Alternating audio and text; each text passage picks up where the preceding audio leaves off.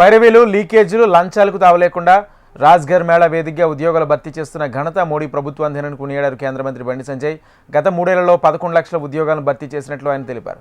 నిరుద్యోగుల కష్టాలు, డబ్బులు లేక అర్ధాకిలతో చదువుకున్న విద్యార్థుల బాధలు మోడీకి తెలుసునన్నారు. అందుకే రోజ్గార్ మేళా వేదికగా కేంద్ర ఉద్యోగాల భర్తీ చేపడుతున్నట్లు స్పష్టం చేశారు. హైదరాబాద్ హకీంపేటలో రోజ్గార్ మేళా కార్యక్రమంలో పాల్గొన్న కేంద్ర మంత్రి బండి సంజయ్ అభ్యర్థులకు ఉద్యోగ నియామక పత్రాలు అందజేశారు. 17 రోజ్గార్ మేళల్లో దాదాపు 11 లక్షల మందికి పైగా కేంద్ర ప్రభుత్వ ఉద్యోగాలు ఇవాళ యువతకు ఇవ్వడం జరిగింది. నరేంద్ర మోడీ గారికి ఏ విధంగా ప్రేమ, అభిమానం ఉందో ఇవాళ మనం చూస్తున్నాం. మనం ఈరోజు నియామక పత్రాలు ఇవ్వడం కోసమే కాదు, మీకు దాంతో పాటు ఉద్యోగాల కోసం ఎదురు చూస్తూ నిరాశ, నిస్పృహతో బాధపడుతున్న వారికి ఈ వేదిక ఒక భరోసా.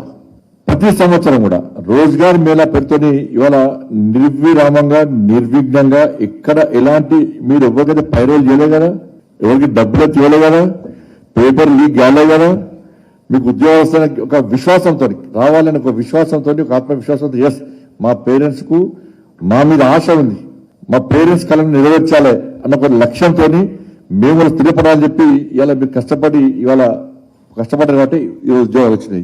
మీ ఉద్యోగం అనేది కేవలం రొటీన్ గా శాలరీ కోసమో, పెన్షన్ కోసమో ఉద్యోగాలు చేయదు. అట్లా నరేంద్ర మోడీ గారి ఉద్యోగాలు చేయాలి.